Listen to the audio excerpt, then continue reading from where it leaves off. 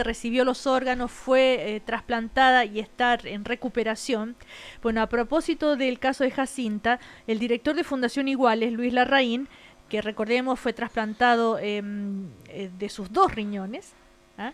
Y publicó una carta en su página en Facebook donde aborda justamente la problemática de la donación de órganos, y allí critica a los medios de comunicación, a los políticos, al sistema de salud, y donde dice una frase que puede haber llamado la atención: sí, las personas de clase alta tienen más acceso al tema de las donaciones que otras, aunque por otras razones, no porque se piense que las listas van a correr favoreciéndolos a ellos. ¿Cómo estás, Luis? Muy buenas tardes. Buenas tardes, gracias por la invitación, Cecilia. Esta reflexión es muy interesante porque tú dices el tema de la desigualdad tiene que ver con cómo han podido llevar adelante la vida esas personas que necesitan un trasplante. Por ejemplo, en el caso de Jacinta, tal vez si no hubieran tenido los medios económicos que tienen, no habría llegado a esta edad y haber podido tener una opción de vida, lo cual es maravilloso.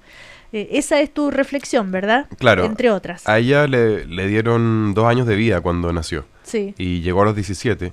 Y afortunadamente se pudo trasplantar, y qué bueno que haya tenido los medios para hacerlo, porque ella iba 2 veces al año a Estados Unidos, etcétera. Pero la gran mayoría de las familias chilenas no pueden ir 2 veces al año a Estados Unidos. Y este es un tema que no tiene que ver con los trasplantes, sino que tiene que ver con cualquier enfermedad.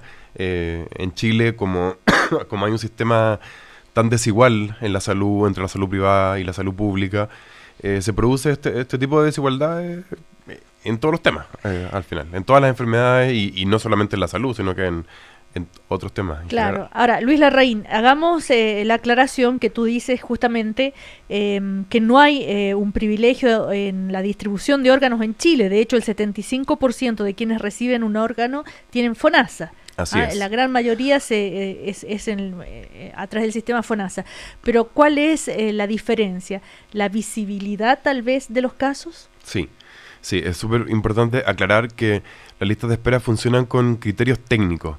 Y si no fuera así, sería un escándalo. Yo sería el primero en aclararlo, y ya habría habido varios contactos, informe especial, ahondando en eso. Pero al menos que yo sepa, no he conocido ninguna irregularidad, sobre todo porque sería muy irresponsable, porque los órganos no son commodity, no son como órganos neutros, sino que son órganos de una persona con un grupo sanguíneo en particular, con una genética en particular, con una edad en particular. Entonces son todos factores que importan mucho, y darle a una persona un riñón que no le va a servir porque de otro grupo sanguíneo sería absurdo.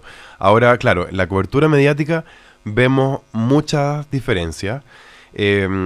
Sabemos que sobre todo la tele muestra gente linda, las revistas también muestran gente linda, o lo que se entiende en Chile como lindo, que no necesariamente objetivamente lindo.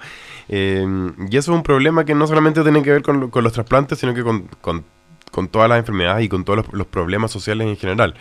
El problema que tiene en el caso, en el caso de los trasplantes en particular, es que hay una percepción en la ciudadanía de que las personas de clase alta, o las personas con ciertos estereotipos físicos, tienen mayor preocupación o mayor probabilidad de obtener un órgano. Y eso es porque, por un lado, los medios le dan cobertura distinta a una persona sobre otra, y por otro lado, la gente no conoce cómo funcionan los sistemas de asignación de los órganos, y por eso traté en el texto que escribí de hacer entender que esto funciona con criterios técnicos. Claro, finalmente, tú quieres decir, o podría darse, Luis, que justamente por esta cobertura de los medios de comunicación en casos tan específicos pueda hacer pensar a la ciudadanía que existen privilegios, y eso generar un cierto prejuicio a la hora de ser donantes? Claro, sobre todo en un país con tanta desigualdad como Chile, en que hay una percepción de abuso de la élite en la salud, en la educación, en las pensiones, en la política, en la iglesia, en todo sentido. Creo que tiene una cierta lógica que las personas piensen: ¿por qué yo tengo que dar mis órganos para que una persona, digamos, de clase alta viva más? O para que este órgano privilegie a la clase alta que ya tiene tantos beneficios. Ahora, es un pensamiento erróneo, porque la mayoría de los órganos llegan a personas comunes y corrientes, y las personas de clase alta también donan sus órganos al morir. Claro. Por lo tanto, no hay ningún tipo de desigualdad socioeconómica en ese sentido. Ahora, ¿tú recuerdas, por ejemplo, si el caso de algunos de ustedes, dice en lo que escribió Luis Larraín, ¿alguno de ustedes ha escuchado hablar de Renato Parra? Él es, claro, la actual prioridad nacional de pulmón. Claro, oriundo de Talcahuano. Sí. Nadie lo conoce, no sale en los medios y está esperando en el hospital del tórax, que es un hospital público. Hasta ahora, dices tú, no lo he visto en televisión. En cuanto al sesgo de los medios, para algunos es inevitable, pues quienes más aparecen en ellos son las autoridades políticas y los propios comunicadores, quienes por su solo sueldo pertenecen automáticamente a la élite. Absolutamente. Es difícil revertirlo también, porque obviamente los medios de comunicación tienen que cubrir a las autoridades. Y si las autoridades en Chile ganan 7, 8 millones de pesos, entonces automáticamente las autoridades son la élite. Aunque sean Iván Fuentes, por ejemplo, alguien que no venga de la élite, pero se transforma en élite al ser parlamentario, tanto por razones políticas como por razones económicas. Entonces es difícil revertir eso. Un rostro ancla también es alguien que recibe un sueldo elevado. Bueno, es el tema entonces de varios aspectos, ¿no? Y también cómo esto puede generar finalmente un daño en la voluntad de las personas a ser donantes. Tal vez pueda ser eso también esta consecuencia. A propósito de casos que no se conocen mucho, está el caso de Montserrat Sarmiento. La pequeña esta de Montserrat tiene 7 años, sufre de una cardiopatía y está esperando también está en la prioridad nacional un corazón. Sí. Y está realmente en un estado bien delicado. Ya su familia dice ya casi dependemos de un milagro. Otro ejemplo que no se ha conocido mucho. Sí, claramente no ha tenido la cobertura que ha tenido Jacinta, probablemente porque Jacinta, su familia tenía medios, incluso contrató afiches en las carreteras, etcétera. Ahora, bueno, y además Jacinta ya es prácticamente adulta, tiene un cuerpo adulto y eso le permite recibir órganos de personas de mayor edad. En cambio, Montserrat tiene solo 7 años, por lo tanto no puede recibir el órgano de una persona adulta y eso hace mucho más difícil aún la búsqueda. Ahora, yo quiero poner un punto sobre la mesa que lo puse también en una carta que publicó ayer La Tercera, que es que en España, el año 2014, se prohibieron las campañas individuales. Uno, porque no tiene ningún impacto, o sea, lo dijo hoy día el vicepresidente de la Corporación del Trasplante, Javier Domínguez, no aumenta la donación cuando hay campañas particulares como las que recordamos de los niños Gelfenstein, los niños Cruzat, Jacinta, etcétera, León, sino que no influye e incluso podría perjudicar, porque la gente está dispuesta a donar más en la medida en que confía en el sistema. Y al verse estos casos, como personas de clase alta sobre todo, que requieren órganos, mucha gente, como ya lo hablamos, puede tener la percepción de que hay una desigualdad en el sistema. Ahora, ¿en España están prohibidas? ¿Y con qué argumento? El argumento es lo que tú estás diciendo. Es lo que yo digo, que uno, que no tienen una efectividad, o sea, las donaciones no aumentan porque haya una campaña. De hecho, si pensamos que solamente el 2% de la gente que muere sirve para donar sus órganos, tendría que ser mucha casualidad que justo alguien se sensibilizó por el caso de Jacinta y justo murió por muerte cerebral y donó los órganos. Entonces, esto tiene que ver con un sistema en general y no con un caso puntual. Te invito a colocarte los fonos porque vamos a conversar con el papá de Montserrat Sarmiento, Guillermo Sarmiento. ¿Cómo está? Muy buenas tardes. Buenas tardes, aquí estamos, justo en el examen. Perdón, no le escuché bien. Buenas tardes, le digo, estamos justo en el examen, pero cuénteme. Justo en examen. Bueno, queríamos interesarnos en el estado de salud de Montserrat y tengo entendido que ustedes dicen las posibilidades para ella se están agotando. Mire, en este momento la Montse el día de esta noche sufrió un accidente cerebrovascular, además de un infarto. Como le explico, en este momento lo que más se necesita es el corazón, necesitamos el corazón. En este momento está en examen súper difícil, súper complejo, para ver qué se puede hacer para intentar mantenerla un poquito más estable. Ahora, bueno, tenemos algunos problemas de comunicación porque ellos están justamente en este momento haciéndole exámenes a Montserrat. No sé si se cortó la comunicación con Guillermo. No, está ahí. Bien. Ya, somos nosotros que tenemos a veces problemas para escucharlo a usted. Estamos acá con Luis Larraín a propósito de las campañas, cuando hay un caso así como el de Jacinta. Ahora, ¿qué cree usted sobre estas campañas mediáticas? ¿Son necesarias? ¿Qué efecto producen? Mire, sí, por supuesto. De todas maneras, la campaña, gente, yo me refiero en las redes sociales, que la gente está súper mal informada. Un pequeño, la gente está... Bueno, decididamente no podemos comunicarnos con Guillermo, el papá de Montserrat Sarmiento. Pero bueno, ellos están haciendo, Luis, una campaña a través de las redes sociales, a través ¿no es cierto? Un corazón para Monse, sí. Un corazón para Monse. Esto se ha convertido en casi en una costumbre hacer estas campañas. También humanamente es comprensible la desesperación también de la familia de echar mano a todo, ¿no? Absolutamente. Yo probablemente si tuviera un hijo que necesitara un trasplante también lo haría, para que se hable del tema finalmente. Hoy día mismo una persona me decía que era no donante, se hizo donante por el caso de uno de estos casos emblemáticos.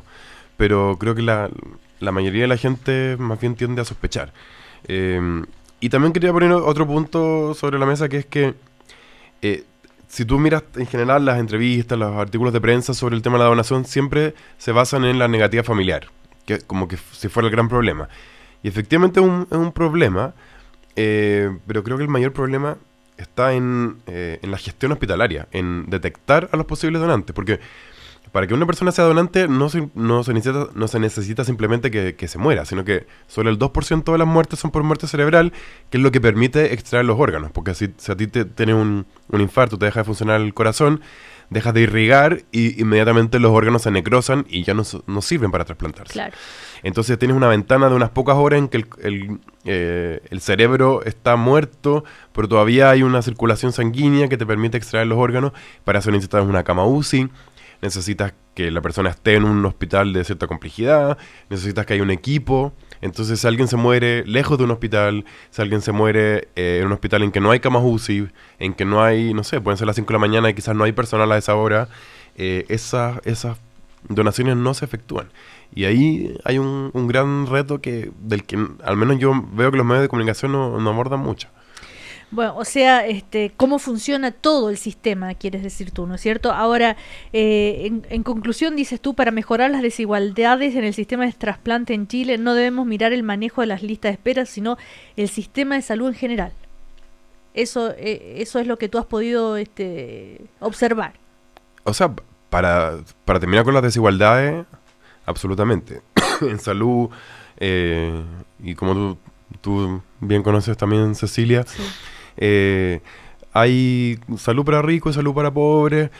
No tanto por la calidad de los médicos, que creo que en Chile tenemos una buena formación profesional, tenemos indicadores de salud pública muy buenos en términos de esperanza de vida, de mortalidad infantil, etcétera.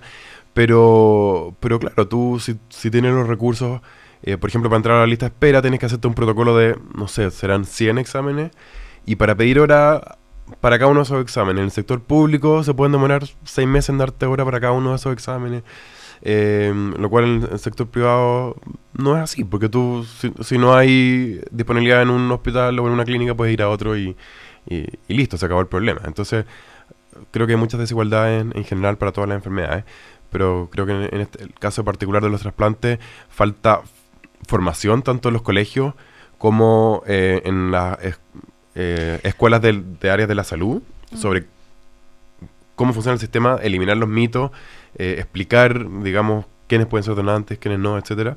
Y creo que también falta mayor gestión dentro del Ministerio de Salud de algo que es importante mencionarlo también. Solamente hace 6 años existe un equipo del Ministerio de Salud. Antes todo lo hacía la ONG, que es la Corporación del Trasplante. Sí.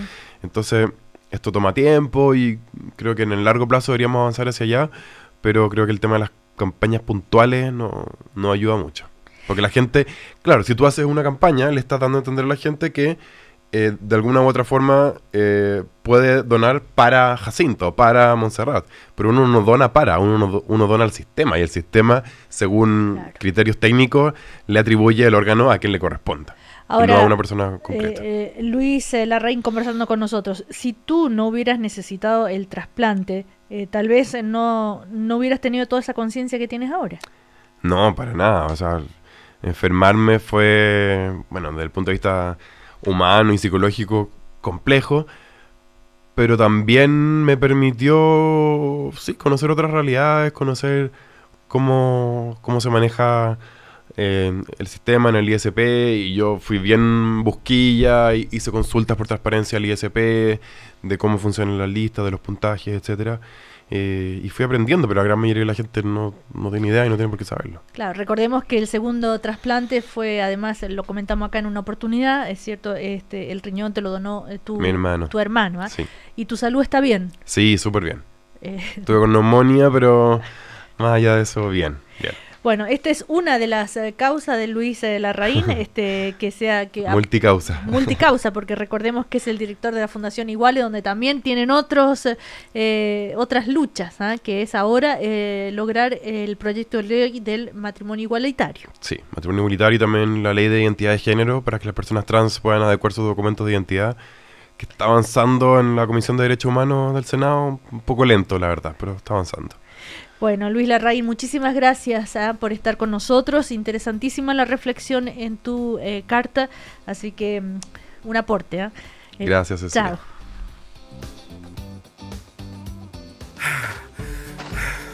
Celebra. Tus emociones van a llegar a la cima. Porque comprando tu nuevo Chevrolet, participas por una aventura en el centro de esquí El Colorado junto a tu familia. Chevrolet Sail Classic a partir de $5,490,000 pesos. Chevrolet Sonic Sedan a partir de $6,990,000 pesos. Solo este fin de semana. Tu momento es hoy. Chevrolet. Find New Roads.